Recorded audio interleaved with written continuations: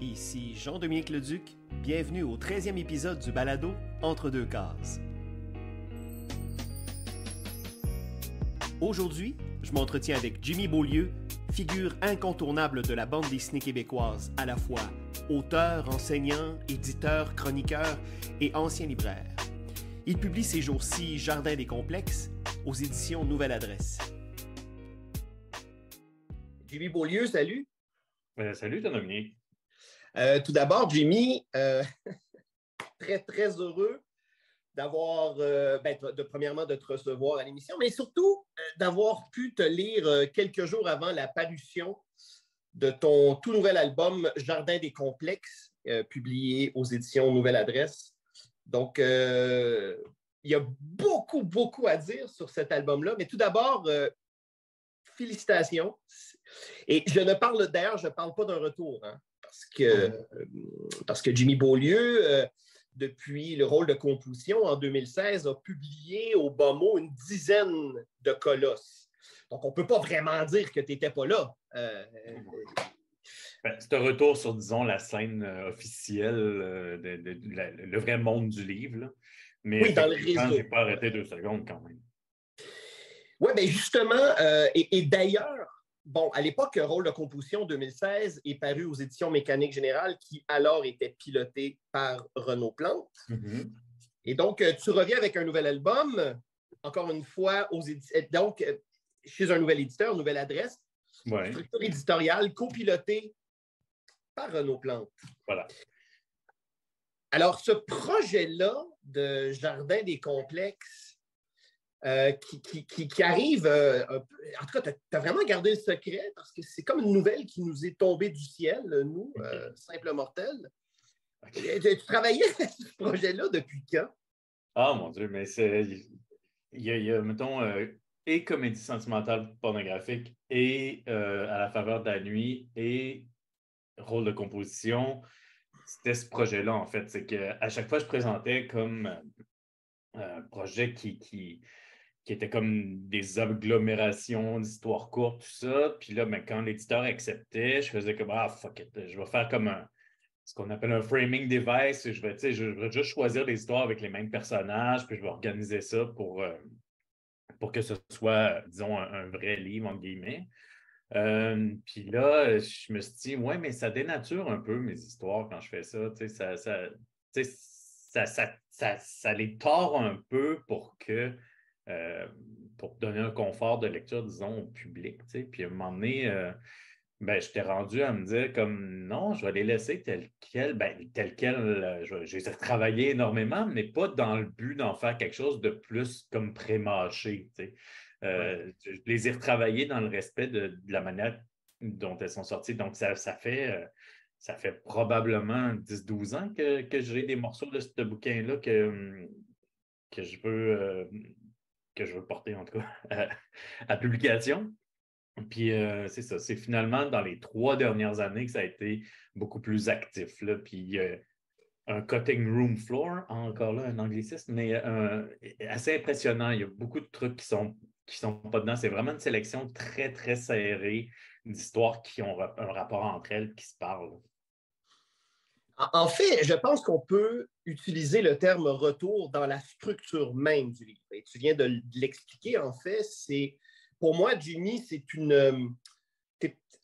lire Jimmy Beaulieu, c'est reconstituer une espèce de ligne du temps en allant chercher des morceaux tranquillement, avec toujours une impression, une émotion, et on avance avec toi à travers ça, ou en fait, je pense qu'on recule tranquillement pour avoir plus de perspectives sur ton œuvre. Et c'est vrai que dans Rôle de composition, on peut dire que dans sa construction, c'est un album qui est un peu plus classique. Et là, je mime les guillemets dans la mesure où, effectivement, ce sont les mêmes personnages qui, à travers quelques scénettes, évoluent. Alors que là, dans Jardin des complexes, on revient à cette forme de prédilection-là où en fait, j'ai eu l'impression en te lisant dans Jardin des complexes, Jimmy, que je participais à une chasse au trésor. Je ne sais pas comment l'exprimer autrement, mais... Ouais. C'est un beau Et, commentaire, excuse. ben, dans l'idée de la mosaïque et le piège, en fait, le piège, la beauté de la chose, c'est que à la sortie de ma première lecture, bien que je sois dans le déménagement, je suis allé chercher mon carton de Jimmy Beaulieu, je l'ai ouvert et j'ai tout ressorti. J'ai ressorti les colosses. C'est là, un peu comme dans une scène de film policier, là, je me suis fait un truc de psychopathe. Là. God. OK. D'ailleurs, mon épouse, elle me disait « Hey, t'as donc bien reçu une grosse commande. » Je fais « Non. C'est pour ça que je ne comprenais pas en fait ce que je faisais. Et c'est le plaisir, en fait, lorsqu'on entre à nouveau en contact avec un nouvel ouvrage, à quel point on retourne te relire. Ce n'est pas nécessaire pour le plaisir des lectrices et lecteurs. Ce n'est pas obligatoire pour la compréhension de ton œuvre. Mais il y a là un plaisir quand on décide d'y aller puis de plonger à fond. Il y a quelque chose de jouissif, je trouve, parce que tous tes morceaux se répondent et finissent par s'imbriquer les uns dans les autres. Ben, je suis vraiment très content de te l'entendre dire parce que c'est pas mal de même que je travaille. Puis plus que tout autre de mes livres, celui-là est la suite des autres. Celui-là est vraiment en rapport très direct avec tout ce que j'ai fait avant, que ce soit des fictions, de l'autobiographie. C'est à la fois un prolongement, puis un retour. Il y a beaucoup de rimes avec mes vieux livres aussi. Il y a l'île d'Orléans, il y a toutes sortes de... tous les chapitres avec Claire qui apparaît. Mais là, on voit le origin et un certain dénouement aussi de ce personnage-là. Fait que, puis c'est ça, c'est ça.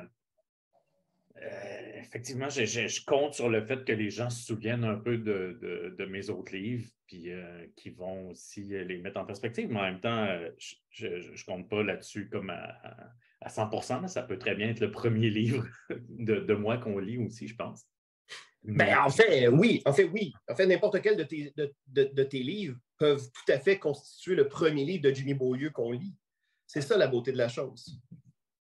Oui, j'essaie.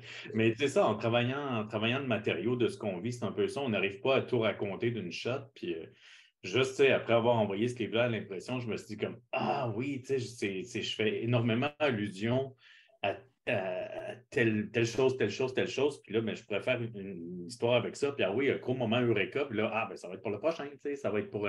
Fait que, c'est vraiment comme un... oui, tu l'as dit, ça peut faire un jeu de piste là, pour un lecteur. Moi, c'est vraiment juste de raconter mes histoires, mais en même temps, plus tu en racontes, plus certaines prennent un sens. Je pense qu'avec le Jardin des complexes, les gens qui vont après ça relire, mettons, Non-Aventure, il va y avoir tout. Ah, OK, ça s'est passé de même, puis il est arrivé. En tout cas, ça fait vraiment partie du projet. Autobiographie ou fiction, en tout cas, pour moi, c'est tellement la même affaire ou liée, en tout cas, que c'est ce que je me suis ramassé à faire un peu par la porte des choses. D'ailleurs, dans ce livre-là, ce qui est intéressant, c'est qu'il y a c'est à la fois un retour, encore une fois, j'utilise les guillemets, à l'autobiographie, mais il y a des morceaux choisis dans ce livre-là qui l'ont du côté de la fiction. Mais en même temps, c'est pas clair parce que même si c'est pas ton alter ego de papier, et là, je fais référence à l'histoire qui clôt l'album. Alors, tout continue. Je t'avoue que de nous laisser sur cette histoire-là, lors de ma première lecture, j'étais un peu dubitatif. Je me suis dit, mais attends, qu'est-ce qu'il fait, Jimmy, là? Parce que clairement, il ne se représente pas dans cette histoire-là, même si plusieurs éléments tendent évidemment à t'identifier. Alors, est-ce que... Là, je me disais, bon, qu'est-ce qu'il fait à ce moment-là? Est-ce que c'est parce que le matériel est trop intime et à ce moment-là, on passe un peu du côté de la représentation graphique un peu plus fictif? Est-ce que c'est pour brouiller les pistes? Parce qu'il y a un moment où en te lisant, on vient qu'on... La biographie, la fiction, tout ça, comme c'est comme si les barrières tombaient. C'est comme si c'était plus clairement défini. Ben, je pense que quand on fait une fiction, on fait juste de l'autobiographie un peu déguisée. Là. Oui. Je pense pas que même Star Wars ou tous les Hitchcock ou Tintin au Tibet ou tout ça, en tout cas, je pense tout que c'est de l'autobiographie plus ou moins déguisée. Ça dépend si tu le fais pour vraiment divertir les gens ou si tu le fais pour exprimer un truc ou pour les deux ou si tu vas avoir du fun en le faisant. Euh, mais dans le cas de Tout continue, c'est très clair. Mais toutes les autres fictions qu'il y a avant, ça l'est tout. Je suis toujours un ou deux des personnages qu'il y a dans mes histoires de fiction. Mais des fois, j'ai le goût de dessiner ça dans l'espace. Des fois, j'ai le goût de dessiner ça dans le fond de l'eau. Des fois, puis je pense que pourquoi pas. Puis c'est le fun. Puis ça ajoute une vie et des surprises dans un bouquin. Mais dans le cas de Tout continue, j'ai vraiment commencé en voulant faire une fiction complètement, disons, déconnectée de moi. Sauf que, tu sais, j'étais à Angoulême. Après ça, je m'en allais un mois à Bilbao. Je passais un mois à Québec. Mon père venait de mourir. Je commençais une relation qui était extraordinaire avec une fille extraordinaire. Puis j'étais émerveillé par ça. Fait que, tu sais, c'est clair que, disons, la vie s'est emparée un peu de la fiction que j'essayais de faire. T'sais. Puis je me suis dit, ben non, je ne peux rien inventer de plus intéressant que ce qui se passe là. Puis le personnage principal, si vous voyez comment je dessine mon père aussi, ressemble à mon père, ce qui est un peu weird. Là. Ben voilà, exactement. C'est un peu weird parce que je fais comme des scènes de cul avec mon père, mais en même temps, mon père a été tellement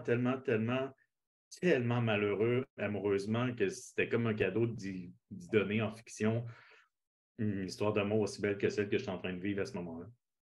Oui, parce que ton père, puis t'en parles ouvertement dans l'album, a été un homme qui a passé une grande partie de sa vie dans l'attente. Oui, c'est ça. Puis je me reconnais beaucoup là-dedans. Je pense que je répète un peu ce pattern-là.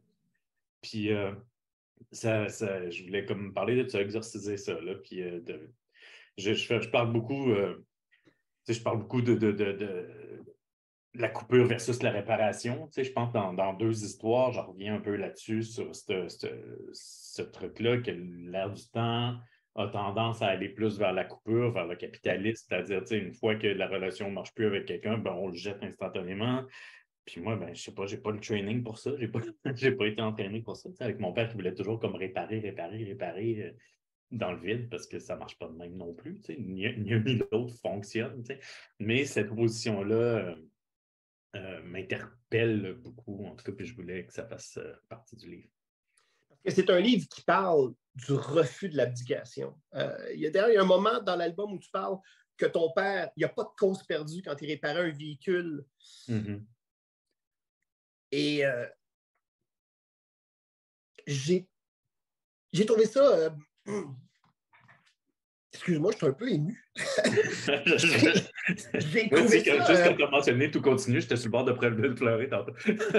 J'ai trouvé ça profondément touchant, Jimmy. Ah, merci.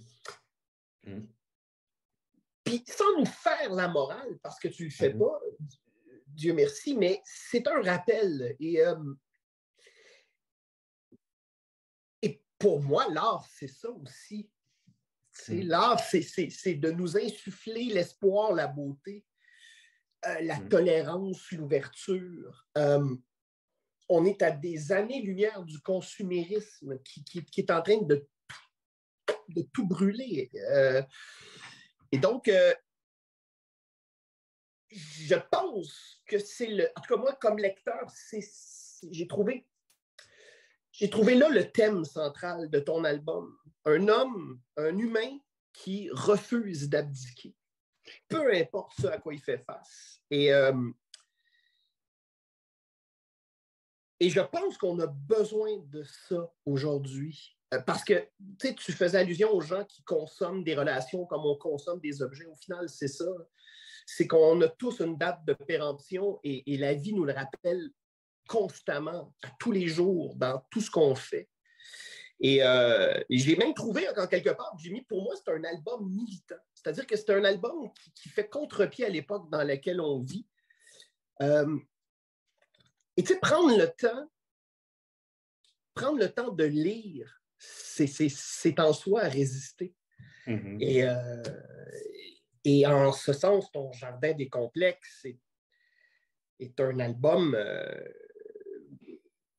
c'est un album formidable qui fait un bien fou, en fait. OK. Ben, je pense que tu es une des 2-3 premières personnes qui lit hors moi, puis Renaud, puis Marie-Claude, puis Gauthier, qui sont les gens de la maison d'édition. Ouais. Puis ça fait vraiment du bien d'entendre ça. Ça veut dire que, en tout cas, tu as été sensible à ce que j'essayais de faire, donc je n'ai pas complètement raté mon coup. Mais c'est vrai que, parce que je donne des cours de BD, puis hier, je parlais aussi que juste dessiner, on n'est pas en train de consommer quelque chose, on est en train de prendre du temps pour soi, s'exprimer, exister. Puis je leur disais à quel point c'est un acte de résistance. Fait que, même le moment de lecture, j'ai préparé un moment de lecture pour le monde, pour essayer de partager ça, essayer les pages de garde qui racontent quelque chose, ça finit sur une image, la deuxième page de garde, c'est les arbres qui bourgeonnent, c'est vraiment une espèce d'optimisme punk. Non, mais c'est vraiment Ouais. je ne me souviens plus dans quel show de télé j'ai vu ça, c'est Punk Joy. C'est vraiment de dire comme non, non, on a le droit de vouloir ça, même si on se fait pitcher des immeubles d'en face à toutes des immeubles qui s'écroulent dans notre face à tous les jours. On a quand même le droit de vouloir ça. On a quand même. Puis on a à quelque part pas le choix. Il y a quelque chose de beau là-dedans, il y a quelque chose de... Je ne sais pas, c'est ce que j'ai essayé de parler parce qu'à un moment donné, on n'a pas le choix. Moi, c'est comme les 5 dernières années, là, fais la liste des 10 personnes que tu préfères dans la vie, là, que tu es vraiment content de voir apparaître dans le cadre de porte, puis tu as une explosion de joie quand tu les vois apparaître. Là. Fais la liste des top 10, là, puis raye-les, enlève-les, ils sont tous partis. Fait que ça, c'est les 5 dernières années pour moi. Ça explique un peu pourquoi je n'ai pas fait de livre pendant ce temps-là.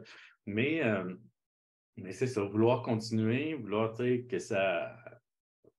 En tout cas, ça fesse. Là. Puis vouloir continuer, c'est quand même ça, c'est de la résistance. C'est de dire comme non, je vais continuer à faire des livres, je vais continuer à mettre de la beauté sur du papier, je vais continuer à essayer de connecter avec du monde à travers des livres. Puis c'est ça que je voulais faire, c'est ça que je vais continuer à faire. D'ailleurs, je le disais d'entrée de jeu, même si ça faisait 7 ans qu'on n'avait pas eu d'album de Jimmy Beaulieu par le biais d'une distribution classique là, du livre, c'est-à-dire en bibliothèque, en librairie. Il n'en demeure pas moins que tu as produit une douzaine de petits formats à tirage très, très confidentiel. On parle d'une centaine, 200 tout au plus. Je t'ai déjà posé la question, mais j'ai envie plus que jamais de te la reposer. Et ça va dans le sens de lorsqu'on te lit, c'est l'idée de la mosaïque. Alors, comme Colosse te fondé ça très, très peu de temps après le rachat de Mécanique Générale au début des années 2000, pourquoi persister à faire des livres, à faire des petits objets confidentiels et de les lancer comme ça dans l'univers en se disant c'est pas le plus grand nombre qui aura accès. Donc, pourquoi signer, pourquoi persister aussi en parallèle à la grande diffusion de livres? Ben, c'est par amour, c'est parce que j'aime ça, c'est parce que j'aime ça faire des objets un peu spontanés, les faire rapidement, les faire même dans ce que je fais dans mes vrais livres, il y a toujours ce souci de rester collé sur l'urgence, sur le plaisir, tout ça. Puis même ce que je travaille extrêmement fort, j'ai toujours un respect pour la spontanéité du départ. Même en tout cas, tout ce qui est dans le jardin des complexes a été travaillé, mais à mort. Mais des fois, il reste des dessins un peu bancal, je ne sais pas si on dit bancal.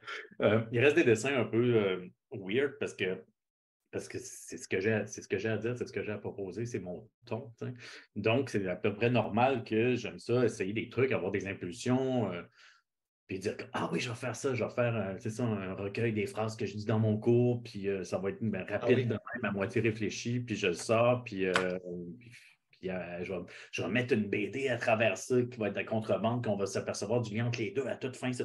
Puis là, ben, je le fais, je le sors, puis ben, c'est ça, ça donne de l'argent directement aussi, contrairement au bouquin qu'on est payé, disons, 5-6 ans plus tard, des fois, là, les vrais livres. Alors que c'est ça, c'est spontané, c'est directement entre moi puis les lecteurs, lectrices.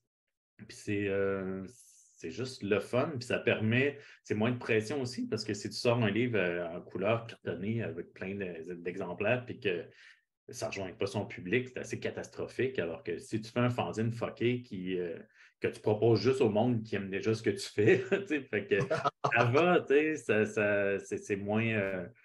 C'est comme un safe space, c'est vraiment comme très. Pour moi, le fanzine, c'est un safe space. T'sais.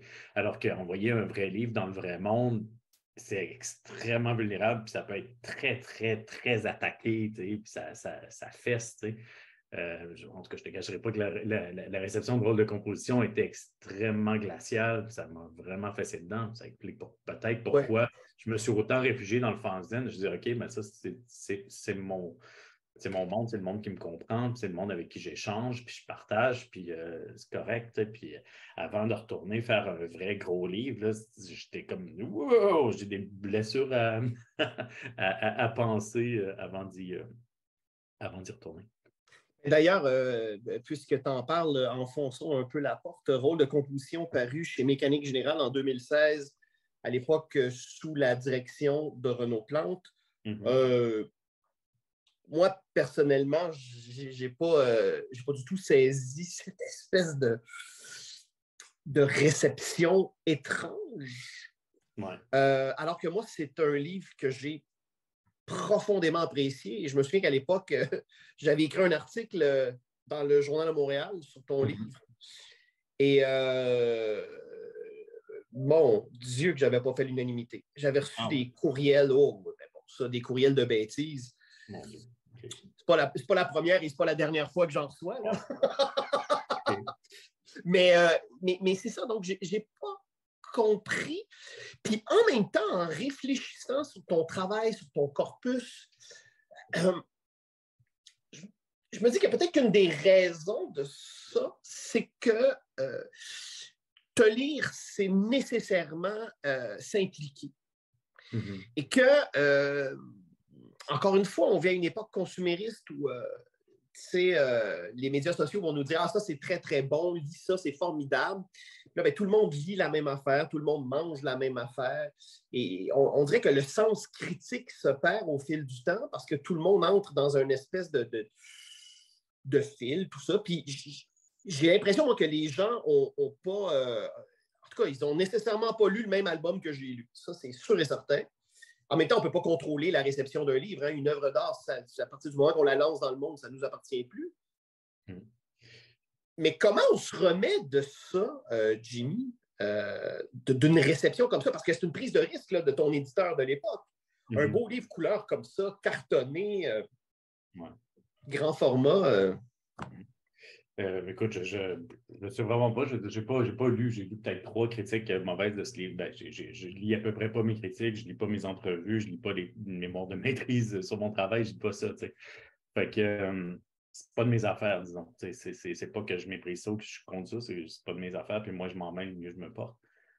Puis mieux tout le monde se porte. Mais ben, il n'y a personne qui m'a dit directement, qui m'a reproché directement d'avoir fait quoi que ce soit dans ce bouquin-là, mais j'entends comme ce que tu viens de dire, c'est comme ah bon, OK, il y a eu des réactions haineuses par rapport à une bonne critique de ce bouquin-là. En tout cas, écoute, moi, j'ai vraiment fait de mon mieux avec ce bouquin-là, puis j'ai vraiment été le plus sensible que je pouvais être en le faisant, puis je l'aime encore beaucoup, je le défends encore beaucoup. Puis comment on se remet, je ne sais pas, ça ne s'est pas tant rendu à moi, mais c'était vraiment décourageant parce que je pensais vraiment que j'avais fait un bon livre, tu sais. Puis justement, le fait d'être parti d'un truc plus fragmenté, puis d'en avoir fait un vrai comme bouquin accueillant, je trouvais que j'avais fait une bonne job, puis je trouvais que Mais effectivement, il a été reçu vraiment avec une brique puis un fanal, puis pas grand-chose d'autre à part pour, tu sais, mettons, je me souviens de toi ou Mario Boulac, tu sais, j'ai plein de monde, tu sais, en festival qui m'en parlait, tout ça. J'ai eu énormément de bons retours aussi, mais disons, dans les canaux officiels, là, ça n'a vraiment pas passé. La beauté de la chose, c'est que le même Renaud Plante, Oui. à la tête d'une nouvelle structure éditoriale depuis, a quand même mis sa confiance. Tu sais, je veux dire, il t'a accordé une pleine confiance. Parce que c'est quand même un catalogue jeune, là, Nouvelle Adresse. On parle de près d'une dizaine de titres, peut-être, tout au plus. 12, je ne suis pas loin, c'est ça. Ouais. Un catalogue jeune. Oui, ben en fait, je veux dire, je ne me suis pas complètement non plus. J'ai quand même pas juste fait un flop. J'ai fait pas mal de hits aussi avant. Puis je pense Ah non, que. c'est sûr, mais quand on est Jimmy Beaulieu, et là, je vais te parler de l'extérieur n'étant pas Jimmy Beaulieu, tu n'es pas sans savoir, évidemment, que tu es un acteur incontournable de la bande dessinée au Québec, de par non, mais de par la multiplicité de tes actions comme auteur, comme éditeur, comme enseignant. Tu as été libraire, tu as tenté de la chronique radiophonique. Je me souviens de toi à Marie-France Bazot le matin à la radio de Radio-Canada il y a Quelques années, oui, c'est ça. Oui, il y a peut-être 2 décennies. Oui, c'est ça. Je me souviens plus. Mais bref, c'est sûr que, tu sais, Jimmy, peut-être que l'analogie que j'ai, c'est que tu es un phare dans la nuit. C'est-à-dire que, non, mais dans le sens où, que tu le veuilles ou non, tu es un guide en quelque part. C'est-à-dire que, puis tu sais, je veux dire, par l'enseignement, tu as tellement formé de gens. Il faut quand même remettre les choses en perspective. Depuis que tu enseignes la bande dessinée au Cégep du Vieux-Montréal, puis Rosemont, tu as contribué à former énormément d'acteurs qui sont encore aujourd'hui, qui contribuent au milieu, que ce soit des illustratrices, des illustrateurs, éditrices, éditeurs, peu importe, des médiateurs, médiatrices. Et donc, conséquemment, quand on s'appelle Jimmy Beaulieu et qu'on sort un nouvel album, ben, c'est sûr que le milieu, tout à coup, l'attend, cet album-là. Je sais pas, je sais que toi, tu l'attendais. J'espère que t'es pas ça. Et donc, ma question est la suivante. Donc, est-ce que tu te laisses compter? Je veux dire, quand tu travailles à un album comme Le Jardin des Complexes, est-ce que tu t'es totalement coupé de cette réflexion-là, de ces impressions-là, ou il y a toujours quelque chose qui subsiste en arrière ou qui flotte? Non, je suis assez coupé de ça, en fait. Okay. Je vais vraiment juste raconter la meilleure histoire que je peux. La réception non, ben, puis aussi ma place dans le milieu, c'est vraiment le cadet de mes soucis complètement. Je ne veux vraiment pas surévaluer, je ne veux pas m'approprier le succès des personnes qui sont passées par mon atelier et qui sont rencontrées là. Il y a bien rien que 2-3 cours de BD à Montréal. Puis, donc, en tout cas, je ne veux pas... je ne vais pas non plus faire de fausse modestie, mais c'est leur succès à eux. Donc, je sais pas, je pense pas du tout à ça quand je travaille. Quand je fais mes histoires, je pense vraiment à partager avec la personne qui me lit de la manière la plus intime qui soit. C'est plus intime que la parole, ce qu'on partage en livre, tu le sais. Tu vois à quel point on était émus juste à parler de tout continu, parce que c'est ça à cause de la fébrilité de ce qui est raconté là-dedans. Moi, c'est ça, je suis vraiment branché là-dessus. Je m'adresse à une seule personne, qu'elle soit, quand je travaille, puis je veux être le plus clair, le plus éloquent, puis le plus drôle, divertissant, puis accueillant possible. C'est vraiment comme si j'accueillais cette personne-là dans mon salon, puis j'essayais d'avoir la meilleure bouteille à partager avec, puis je l'assois, puis j'ai passé à la balayeuse avant, puis là, ben, on se partage nos histoires. Là, c'est moi qui prends la parole parce que c'est mon livre, mais j'ai aussi, je pense, autant d'écoute que possible dans ce livre-là pour la personne qui me lit. Et d'ailleurs, ce que je trouve aussi particulier, c'est que là, si je posais cette question-là, c'est que tu traverses les époques. On retourne à la fin des années 90 où tu publiais tes premières bandes. Je me souviens de moi, en fait, je t'ai découvert dans Tabasco. Oui. qui était piloté par Lestande. Il y avait Philippe Gérard, il y avait aussi Jeff Bergeron un temps qui avait collaboré à ça. Et donc, ça fait quand même plus de 25 ans que tu es là. Et c'est comment de durer dans ce milieu-là qui est constamment en ébullition et en transformation? C'est pas très dur parce que c'est ce que j'aime faire. C'est ce que j'aime faire. Puis le monde autour de moi est vraiment formidable. J'ai pas. C'est pas un défi, là. C'est vraiment juste le fun d'avoir la chance de faire les livres que je veux faire. Puis j'ai jamais fait le moindre compromis. J'ai fait beaucoup de compromis dans ma vie, mais jamais dans mon travail. Mon travail est vraiment parfaitement ce que je veux qu'il soit. Puis on me permet de faire ça. Puis je pense que c'est une chance assez inouïe. Donc, il n'y a rien de. J'ai vraiment pas d'amertume. Je n'ai que de l'émerveillement par rapport aux 25 ans que j'ai passé dans ce milieu-là.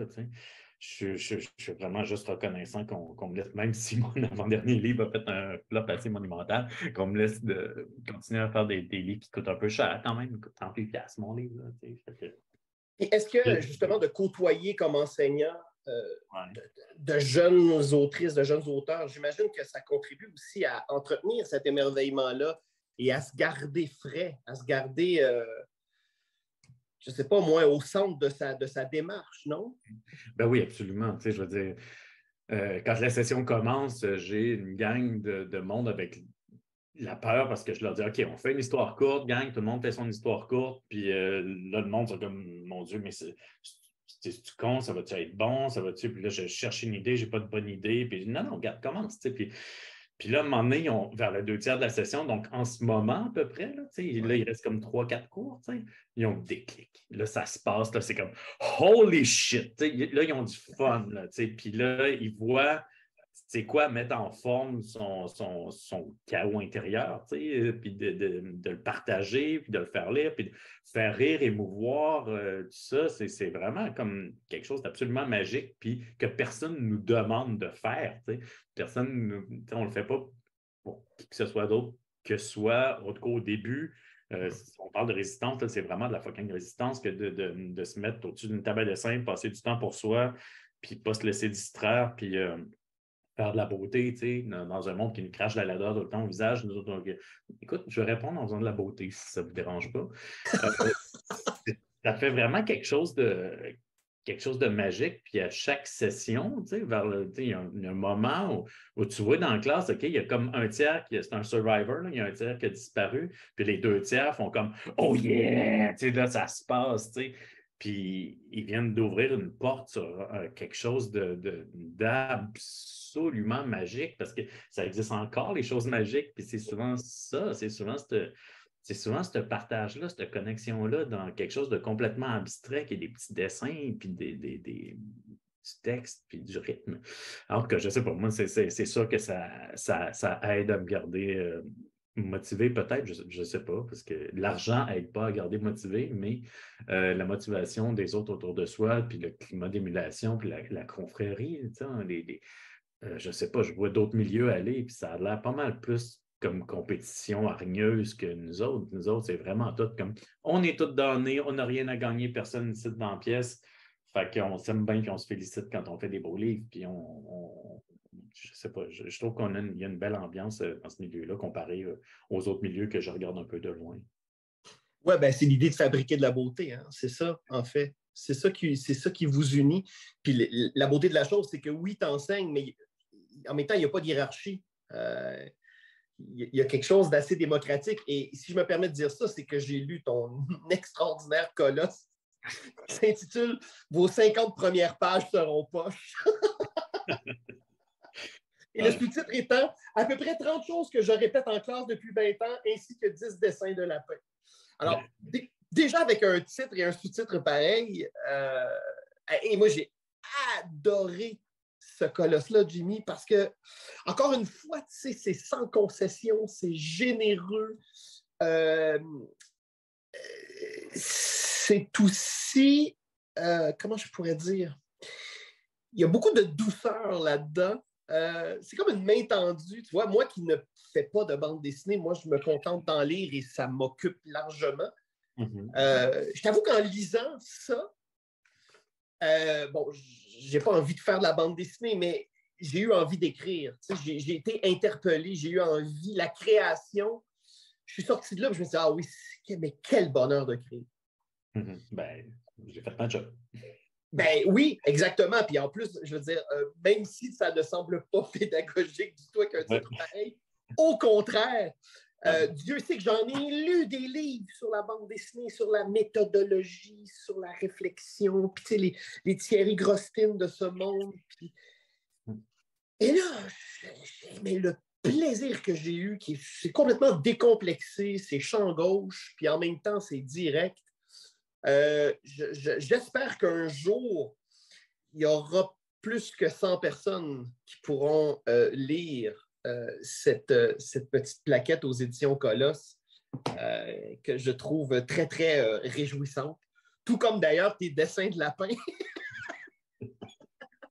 Mais pour en revenir à Jardin des complexes, tu disais d'entrée de jeu qu'il y a une sélection et qu'il y a des histoires qui ont été écartées pour raison X, Y, Z. Raison de cohérence, hein.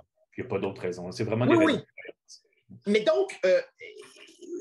donc la construction d'une œuvre comme ça s'articule vraiment autour de la cohérence. Et donc, mais est-ce que tu as eu à faire des deuils plus ou moins difficiles parce que tout à coup, il y a une histoire que tu aimes beaucoup, mais ton instinct dit ça cadre peut-être plus ou moins. Est-ce qu'il y a des deuils à faire en cours de route lorsqu'on construit un album de cette manière-là? Oui, parce que en fait, il y a des morceaux que j'aurais quand même voulu dedans parce qu'il y avait un côté pop assez rafraîchissant, tout ça, mais il n'était pas dans mon format. Il aurait été trop réduit ou trop, où il aurait fallu les mettre dans l'autre sens. Ouais. Je ne sais pas trop comment le faire en audio, mais à 90 degrés. Oui. Parce que c'est un format plus tabloïd. Puis je sais pas, il y a quelque chose qui, en tant que bibliophile, disons, il y a quelque chose qui cloche avec le fait de mettre des pages à 90 degrés dans un bouquin pour moi.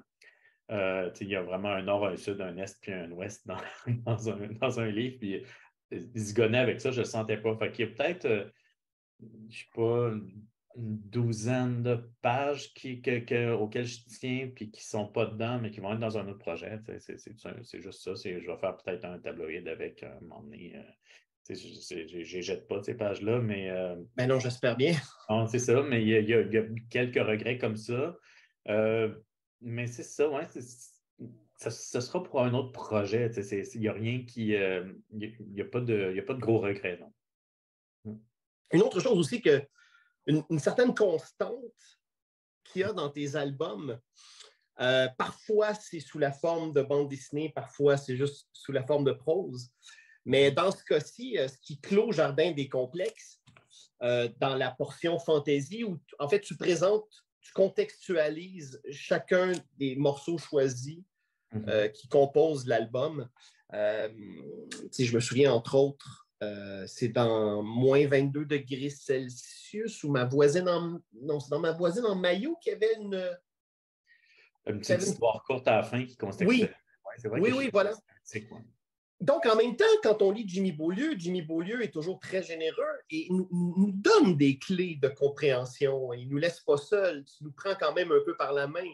Parce que là, tu contextualises chacun des morceaux choisis donc du livre. Et ça nous permet, entre autres, de se dire, bon, parce qu'évidemment, quand on lit, parfois, il y a des trucs qui remontent à loin, là. Et là, on a une impression, on se dit, ah oui, ça, je l'ai déjà lu, où, quand, dans quoi, je ne me souviens pas. Et donc là, tout à coup, tout est là. Donc, c'est important pour toi comme auteur, justement, de nous remettre certaines clés de compréhension. Ouais, je sais pas si je fais bien ou si c'est un tic ou si c'est parce que, tu sais, moi, quand je regarde un film, je le regarde sur Blu-ray, puis je regarde tous les bonus qu'il y a, je regarde toutes les entrevues, je veux tout savoir, puis je passe après ça 8 heures à checker le directeur photo qui est casse, qu'est-ce qu'il a fait d'autre, puis, tu sais, je veux dire, j'ai une curiosité comme ça, complètement boulimique, tu sais. Donc, je m'attends à ce que mon lecteur ou ma lectrice ait ça, ce qui est fort rare, en fait.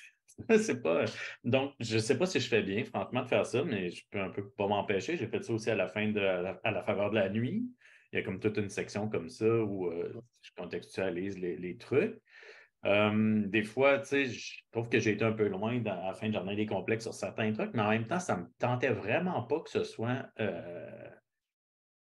de manquer la cible, tu sais. Tu sais, mettons, quand je dis une apparition 3, ça aurait pu s'appeler le Madrid ou en anglais Meet Me Halfway. Je trouve que, tu sais, je pousse le bouchon un peu loin, comme, tu sais, l'avez-vous bien lu, là?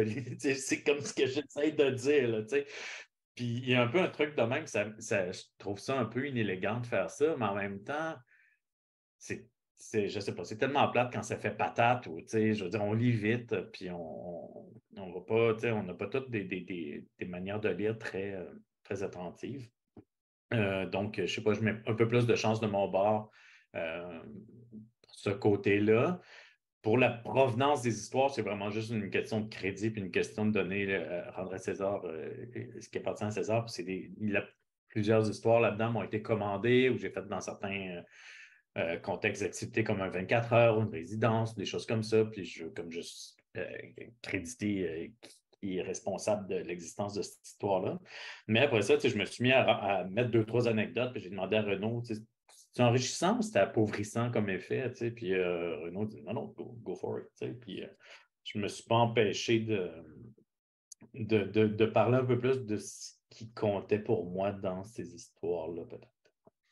Ben, moi, je suis tout à fait d'accord avec Renaud Plante, ton éditeur, parce que pour moi, ça, qu'on peut voir que certains peuvent voir comme un titre, pas du tout. Moi, je trouve, ça me rappelle quand à l'époque, je m'émerveillais d'aller au théâtre. Ouais. Lorsqu'on fait le choix de se déplacer au théâtre, lorsqu'on entre dans l'enceinte du théâtre, ça fait déjà partie de l'expérience. Et c'est comme à l'entracte, ça fait aussi partie de l'expérience. Et lorsqu'on sort d'une salle de spectacle, on sort par la suite du théâtre habité de ce qu'on vient de recevoir. Et donc, je trouve qu'il y a quelque chose qui se rapproche beaucoup de l'expérience du théâtre dans cette idée juste avant de nous quitter quand même, de prolonger l'expérience. C'est une extension. C'est comme si on était entre la porte de la salle et la porte de sortie du théâtre. Donc, on est encore dans l'album. Et je veux dire, même des pages de garde aussi, c'est ça au final. Et donc, moi, je trouve ça très, très habile parce que ça prolonge le plaisir, puis parce que ça permet aussi ça nous permet de déguster, de laisser traîner un peu le plaisir de dégustation, comme quand on traîne à la table, finalement, quand il reste une bouchée ou deux dans l'assiette, puis qu'on se dit, OK, allez. Donc, pour moi, ça fait partie de l'expérience. Et j'avoue que comme lecteur de Jimmy Beaulieu, l'absence de ça m'aurait un peu laissé sur ma faim, en fait. En même temps, c'est pas nécessaire, c'est pas obligatoire. Puis au final, c'est à la lectrice ou au lecteur de prendre la décision de poursuivre ou non cette lecture-là. Mais pour moi, ça fait partie de l'expérience de lecture de l'album. Donc, je trouve que c'est encore une fois une très belle marque de confiance de ton éditeur que de permettre de laisser un espace à ça. Parce que pour moi, ça fait partie de l'album. Et encore une fois, j'en reviens aux consuméristes. Tout va tellement vite aujourd'hui. Tout est tellement formaté tout le temps dans tout que là, tout à coup, de prendre juste le temps de traîner un peu plus. Ouais. Il y a quelque chose, encore une fois, qu'on en revient à l'acte de résistance, à la beauté aussi de la chose. Donc, bravo. Puis c'est intéressant parce que, évidemment, il y a aussi des histoires inédites. J'ai recensé d'ailleurs que la plus vieille histoire remonte à 2013, je crois, dans mes notes. C'est ce que je suis en train de regarder. Oui, 2013. Il me semble 2013. Alors, en fait, il y a aussi ça qui est étonnant chez Jimmy Beaulieu. Malgré la multiplicité des techniques, malgré 10 ans qui peuvent séparer deux récits, il y a une cohésion, comme si tout ça avait été fait dans l'urgence, comme si tout ça avait été fait dans un court laps de temps. Comment tu fais? Je ne sais pas, ça, ben, en tout cas, je peux dire ça sort demain, je peux dire que j'ai quand même. J'ai commencé tard relativement. Je n'ai pas commencé dans 20 ans, j'ai commencé dans la trentaine, puis j'avais déjà un peu une idée assez précise de ce que je voulais faire, puis elle n'a pas tant que ça changé. Elle a évolué, s'est enrichie en vieillissant, mais tu sais, puis aussi, je fais une différence assez forte entre ce qui vieillit bien et ce qui ne vieillit pas bien dans ce que je fais. Puis maintenant, je ne mets vraiment plus de ce qui vieillit mal. En fait, ce qui vieillit mal, c'est comme dans le moral des troupes, des choses comme ça. J'ai vraiment honte de relire quand je me mets au-dessus du lecteur, quand j'explique des trucs, quand je prends ma casquette de socio-analyse, machin. C'est vraiment atroce à quel point ça a mal vieilli. Pas nécessairement parce qu'il dit, ça, je ne sais pas, on pourrait l'utiliser, c'est ça, mais le ton avec lequel je le dis, c'est vraiment, j'ai vraiment du mal à relire ça, là, j'ai très honte. Alors que tout ce qui est je sais pas, des pages d'émerveillement, des pages de dialogue, des pages de se promener à Montréal, tout ce qui est encore dans ce qui n'a pas été comme éradiqué de mon travail, ce qu'on trouve encore. Ça, ben, c'est ça, c'est ce que je trouve qui vieillit bien. Fait que il y a quand même un ton assez précis, qui est en même temps, c'est ça, aventureux, mais la colonne vertébrale est assez solide, je pense, dans celle que je reconnais en tout cas, mais c'est ça, c'est toujours dangereux de ne pas partir sur des de partir sur des ballons, puis de comme, ah oui, je vais parler de ça, je vais dire mon opinion là-dessus, puis gna, gna, gna, gna, gna. Puis là, ben, je sais que dans 3 ans, juste se mettre en position d'expliquer quelque chose à ton lecteur, mais c'est dick, là, c'est pas intéressant. Je veux plus ça, je veux plus faire ça. Puis je vais être beaucoup plus dans une position de partage avec la personne dans laquelle j'ai la plus confiance, c'est-à-dire la personne qui me lit, tu sais. C'est vraiment cette position-là qui fait qu'il y a vraiment un ton assez constant, assez précis, je pense. L'idée de reprendre des bandes, est-ce que la tentation est grande de ne pas tout redessiner puis tout refaire? Je redessine beaucoup, je refais beaucoup, je coupe beaucoup dans le texte, Ouais. c'est sûr. Mais c'est ça, ils font partie de la mosaïque, ils font partie de la, tu sais, je veux dire, l'histoire de la rencontre avec Claire à la librairie Pantoute, ça ne peut pas ne pas faire partie de mon corpus puis être perdu dans un recueil que tout le monde a déjà oublié, tu sais, de recueil de 2012, je pense, je ne sais pas quelle année, mais que tout le monde, je veux dire, qui a fait son temps, c'était un collectif. Personne n'a lu cette histoire-là dans mon lectorat ou presque, là, tu sais, fait que ce serait un peu dommage de la laisser comme ça. Donc, pour les gens, pour les 8 personnes qui ont lu ces collectifs-là, ben, c'est comme, OK, il y a du réchauffé, tu sais, mais franchement, c'est une très, très faible minorité là, qui a lu, mettons, la page que j'ai faite pour Quai des Bulles, Ouais. qui a lu ça, tu sais? Personne, tu sais. Fait que, oui, la plupart des histoires ont connu une première vie quelque part, mais souvent c'est partiel, souvent il y a des pages de plus, souvent c'est dans des trucs. Franchement, il n'y a pas grand monde qui achète des revues et des collectifs, en tout cas beaucoup moins que des bouquins. Fait que moi, je vois ça comme une prépublication, comme dans Spirou. C'est pour ça que j'accepte de faire ces choses-là aussi, parce que la plupart du temps, on est payé comme de la merde. Donc, je vais dire, on pourrait être payé un petit peu plus. Mais Tu vois, là, t'en fais, là, tu t'auto-édites live, oui, en exactement. direct. Exactement. C'est la sagesse, ça, mon vieux. Donc, c'est pas le syndrome George Lucas, là, de tout le temps revenir puis de retravailler, parce que lui, c'est un peu maladif, là, quand même. Ouais, mais moi, je fais ça aussi, mais juste sur les trucs autobiographiques, pas sur les fictions. Tu sais, mes fictions, je leur sac la paix. Puis, mais c'est ça, souvent, c'est ce que j'ai coupé dans les rééditions du Moral des troupes, c'est souvent ça, c'est des fois où je me place au-dessus du lecteur. Ça m'énerve de relire ça. Je ne suis pas au-dessus du lecteur du tout. Là, puis ça, c'est vraiment juste un truc de vingtaine. J'ai très honte de l'avoir fait plutôt dans ma trentaine, justement. Oui, mais en même temps, Jimmy, ça fait partie de l'apprentissage. Ouais. Je pense qu'aucun artiste éprouve un grand plaisir à revisiter ses premiers Ouais. ouvrages ou ses premières œuvres. Mhm. Faut être masochiste, je pense, ou Ouais. alors ne pas beaucoup évoluer pour prendre plaisir à regarder ce qu'on a fait, de regarder dans le rétroviseur. Ouais. Ben, c'est souvent pour des questions de traduction, des choses comme ça, qu'on est obligé de réouvrir ces bouquins-là. Puis quand j'ai réouvert Morale des troupes pour la traduction anglaise, j'ai comme fait Holy shit! Puis il y a vraiment des trucs pour lesquels j'avais encore beaucoup de tendresse, puis d'autres pour lesquels j'en avais pas du tout. Puis ceux que j'en avais pas du tout, j'ai essayé de chopper. Mais ça a fait ça pour. C'est ça. Mes histoires autobiographiques, la plupart du temps, c'est plus dur à les laisser vieillir parce que c'est quand même notre gueule qui parle. Puis on va-tu se dire comme la personne va-tu faire relativiser que j'ai dit ça en 2002, 2005, tu sais, c'est pas aussi facile que. Mais quand c'est juste du journal, je vais à la boulangerie, ça vieillit bien, justement. Puis les gaffes, on les regarde avec tendresse. Tu sais. C'est vraiment le côté pédant qui vieillit mal.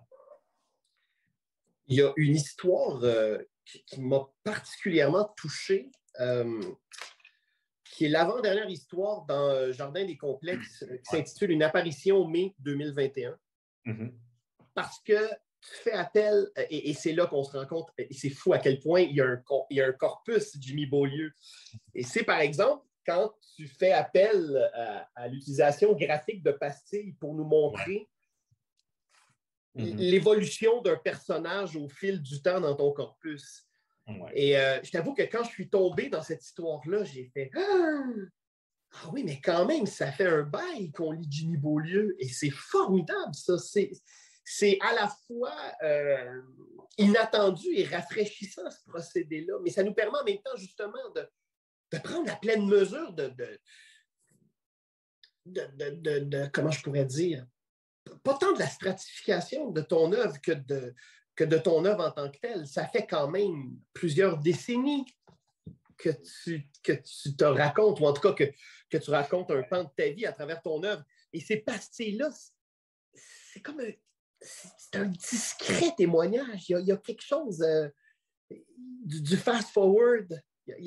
En fait, il y a quelque chose, je trouve, peut-être que ça, c'est dû au grand cinéphile que tu es, à l'espèce d'idée de la manette. Quand on écoute un DVD, pas Netflix, pas tous ces cossins-là là, qui sont dématérialisés, mais quand on écoute justement un DVD que là, on peut naviguer dans le menu sur la manette et qu'on décide d'aller dans telle section du DVD, il y a de ça, moi, je trouve, dans cette utilisation-là, justement.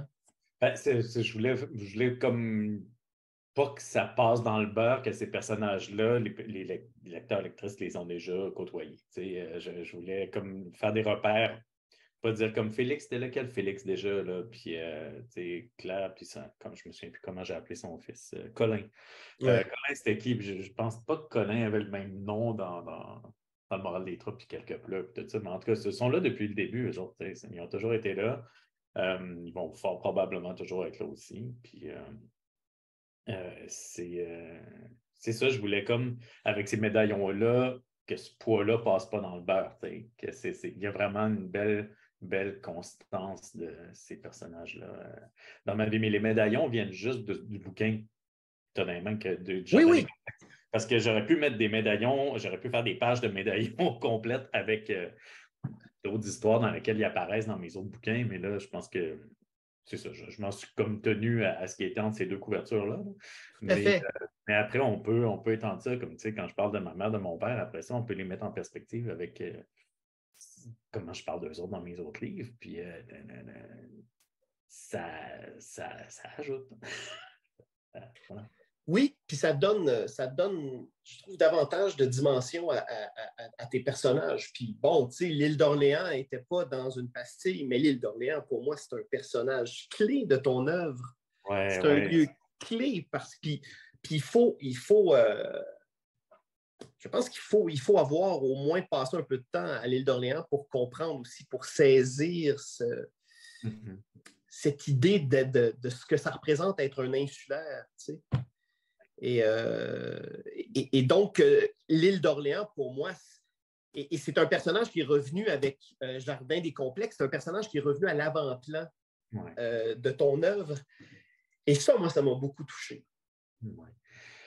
Ben, c'est ça. Moi, je me dis comme, ah, bon Dieu, je suis encore en train de dessiner l'île, je suis encore en train de dessiner le pont de l'île, tout ça, mais je ne sais pas si tu as lu comme dans Lettre québécoise, je fais un texte sur pourquoi je dessine tout le temps l'île d'Orléans. Oui. Puis puis pourquoi je rêve tout le temps à l'île d'Orléans? Au moins une fois par semaine, mon rêve se passe à l'île d'Orléans, puis je vois ce paysage-là devant moi, puis je le porte, puis il sort un peu tout seul. Puis là, ben, ça, j'ai décidé de ne pas le combattre, mais j'ai encore en banque, j'ai un autre bouquin au l'île d'Orléans, un autre bouquin en collaboration que je vais sortir un jour, qui est dans mes voûtes, mais où l'île d'Orléans a la même place aussi, toujours une espèce de centre magnétique qui représente une espèce de paradis perdu aussi, qui représente une sorte de sens de l'émerveillement, puis le côté insulaire, tu viens juste de dire ça, puis ça comme it rings a bell, tu sais, j'avais pas vraiment pensé à ça, mais tu sais, fils unique sur une île qui ne tripe pas sport, mais qui tripe dessin, qui a un rapport à la solitude assez spécial. Il y a quand même le côté insulaire n'est pas innocent, mais je n'y avais pas réfléchi jusqu'à ce que tu le prononces il y a quelques instants. Fait que merci, je vais faire un livre là-dessus. En même temps, graphiquement, tu termines là-dessus. Est-ce que j'ai besoin de te rappeler que à l'avant-dernière page et à la dernière page, puis bon, moi, j'y ai passé, je suis allé passer une semaine à l'île d'Orléans l'automne dernier. Ouais. Et bon, évidemment, c'est un lieu que j'aime particulièrement. J'y vais pas aussi souvent que je voudrais, mais c'est un lieu que j'aime. Puis bon, c'est ça, le fait que tu termines ton album là-dessus. En fait, c'est que ça termine aussi sur une grande ouverture. C'est comme si la cage thoracique s'ouvrait tout à coup. C'est une finale.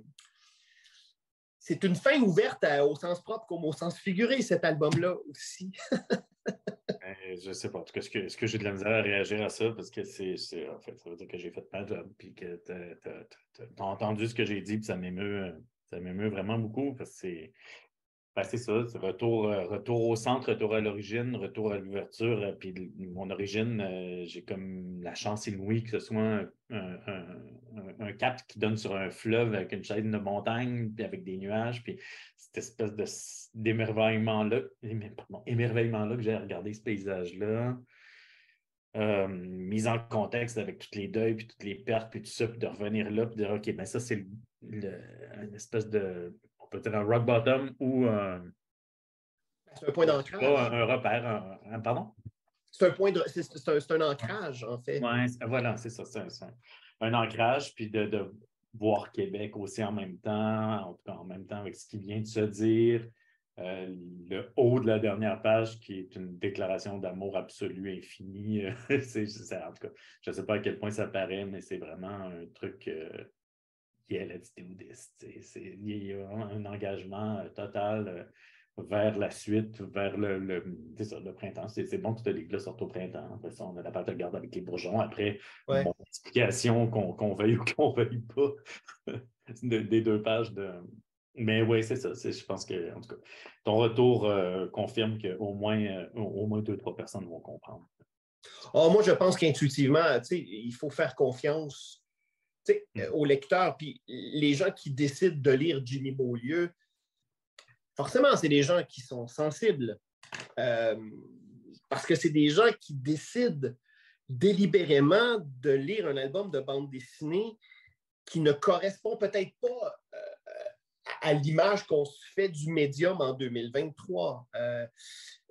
Je vais parler de l'Arabe du futur de Riyad Sattouf. Bon, ben, c'est un grand succès éditorial.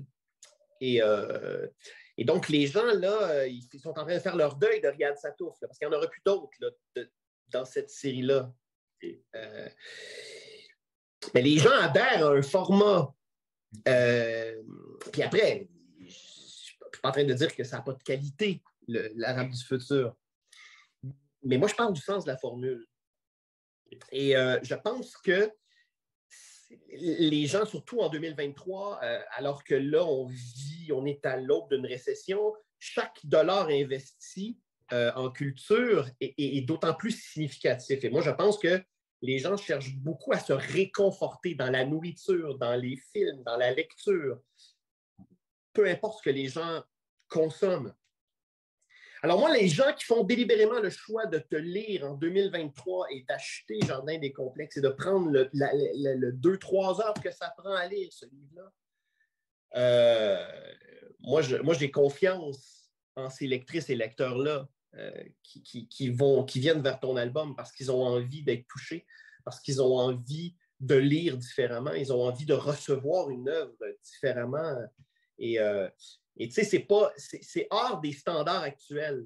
Pour moi, lire du Jimmy Beaulieu, c'est un standard Beaulieu.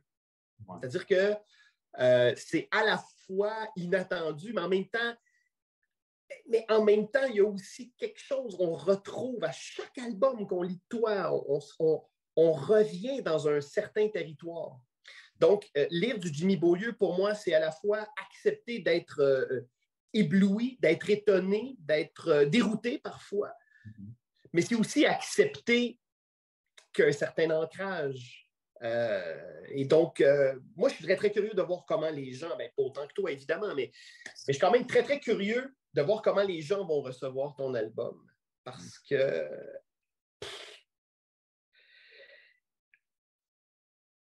Je sais pas, j'ai pas de question. Parce que, encore une fois, le bien que ça procure, c'est fou. C'est comme prendre... En fait, c'est pour ça que j'aime autant aller à l'île d'Orléans. C'est pour me planter les pieds dans le Varech, puis prendre une grande respiration, puis ouvrir la machine, ouvrir la cage thoracique, puis faire le plein d'air salin. Pour moi, lire Jardin des complexes, c'est exactement ça. Je peux pas sauter dans ma voiture puis aller à l'île d'Orléans aujourd'hui, c'est impossible. Mais tu me donnes le goût, par exemple. Vraiment le goût. Je pense notamment à Francis Servieux Francis Servieux, qu'est-ce que je dis là? Francis Desharnais, qui habite là avec sa douce maintenant. Tu sais. Je t'avoue que je l'envie parfois. Là. Moi aussi un petit peu, là, mais... Mais donc, à défaut de pouvoir sauter dans la voiture et d'aller passer une semaine à l'île d'Orléans, moi, en lisant Jardin des complexes, c'est une respiration profonde pour moi d'avoir lu cet album-là. Ça fait très plaisir d'entendre ça. Puis c'est ça. Je pense que oui, il y a un peu comme tout le monde, j'ai énormément besoin de réconfort. Puis il y en a dans mon bouquin, mais il n'est pas là où on l'attend. C'est pas de la routine, c'est pas des pantoufles. Mais je pense qu'il y a vraiment un réconfort à partager. Ça, c'est sûr que c'est là où on a tous énormément besoin de ça. J'en avais besoin, puis j'ai fait ces pages-là pour m'apaiser aussi, parce que j'ai été en crise pendant ces 5 années-là, à peu près en permanence, en grande crise. C'est sûr qu'il y a toujours pire que ça. J'ai encore tous mes membres, j'ai encore mes bras, mes jambes, mes yeux. Ouais. Mais ça n'allait pas, puis j'ai fait ces pages-là pour tenir le coup, tu sais. Fait que c'est sûr que ça va être partagé sans, tu sais, je veux dire, je parle de la mort de mes parents en une case chaque, tu sais, ou presque. C'est vraiment très sobre. Je ne veux pas mettre la face du monde dans le tas de mort. Au contraire, je veux reconnaître le tas de mort, puis dire comment on continue. Tu sais, c'est vraiment ça mon... c'est l'intention que j'avais à me mettre sur la table à dessin. Ça n'allait pas. Puis je me dis, écoute, mon réflexe que j'ai dans la vie, c'est le cadeau que je me suis fait toute ma vie, c'est de créer cette capacité-là, de créer cet accès-là à quelque chose qui me tient en un morceau. Fait que je me concentrais là-dessus. OK, tout cheap, écoute, je vais faire des pages. Ça a vraiment toujours été ça. Puis je me trouve chanceux aujourd'hui de pouvoir le faire puis que ça puisse être lu. Puis quand je t'entends, ça me fait dire que peut-être que justement, je peux partager ça avec la personne qui me lit. Puis ça me fait sentir comme si j'avais fait ma job. En tout cas, félicitations, Jimmy, parce que c'est un livre qui fait beaucoup de bien. Merci. Et on n'a jamais assez de... Je pense qu'on n'aura jamais assez de balises pour nous guider dans la vie. Et c'est pourquoi moi, j'adore la lecture. Et c'est pour ça que, pour moi, la bande dessinée surtout, mais la lecture d'abord, mais surtout la bande dessinée, pour moi, c'est ce qui me guide depuis toujours et qui me guidera jusqu'à mon dernier souffle, parce qu'il y a un rapport à l'intime. Il y a l'acte de lire, hein, c'est quelque chose d'intime, c'est quelque chose de militant aussi, pour en revenir. Et donc, c'est une très, très grande réussite, cet album-là. Et c'est pour moi l'œuvre où Jimmy Beaulieu persiste et signe. Et ça aussi, c'est important. Je pense que plus que jamais, il faut être imperméable. Et je pense qu'un créateur se doit d'être d'abord à l'écoute de ce qu'il est profondément, parce que c'est comme ça qu'il est à l'écoute du monde dans lequel il vit. Et de ne pas se perdre dans le white noise des médias sociaux et des petites conversations là, de cafetière puis coin de comptoir qui mènent à rien. Et donc, pour moi, encore une fois, je ne parle pas d'un retour. Moi, je parle d'un acte délibéré de résistance et d'une très, très grande beauté. Je te souhaite à toi, je souhaite à toute l'équipe de Nouvelle Adresse un grand succès pour cet album-là. Et j'espère que pour celles et ceux dont ce sera des retrouvailles, ben, j'espère qu'ils auront, moi j'en doute pas du tout, qu'ils auront un grand, grand plaisir à te retrouver dans un album copieux, au papier soigné, avec des couleurs, un bel objet que des gens pourront lire tant à la bibliothèque municipale que de se l'acheter chez un libraire. Donc, félicitations, Jimmy. C'est un... Merci beaucoup, Jean-Dominique. Je vais foquer un peu ta fin parce que je veux juste ajouter que quand même, je me trouve beaucoup plus perméable qu'avant. Tu sais, tu dis que je suis imperméable, white noise, tout ça.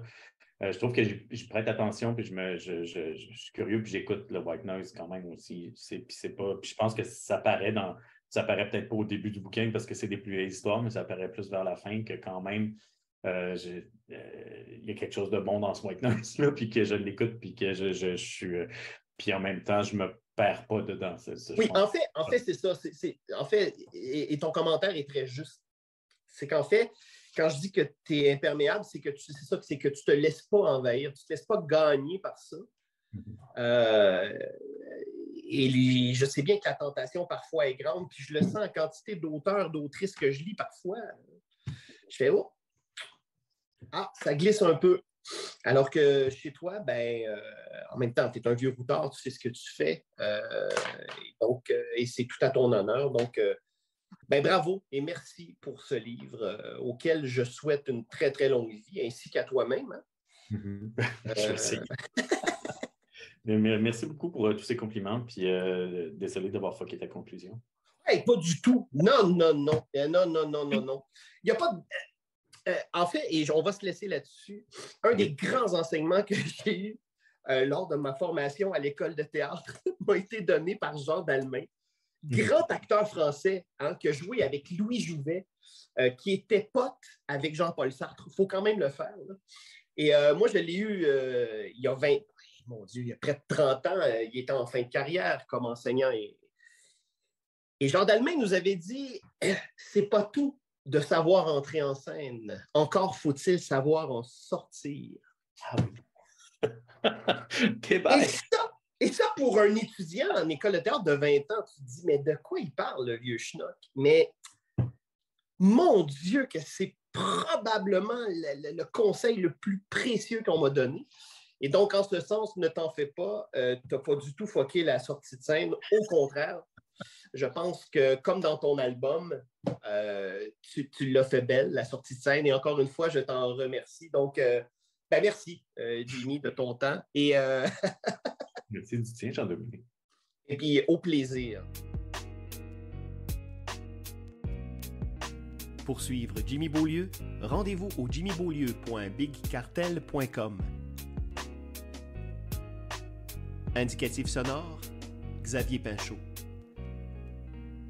Pour nous suivre, rendez-vous au rss.com/podcast au pluriel / entre deux cases. À bientôt.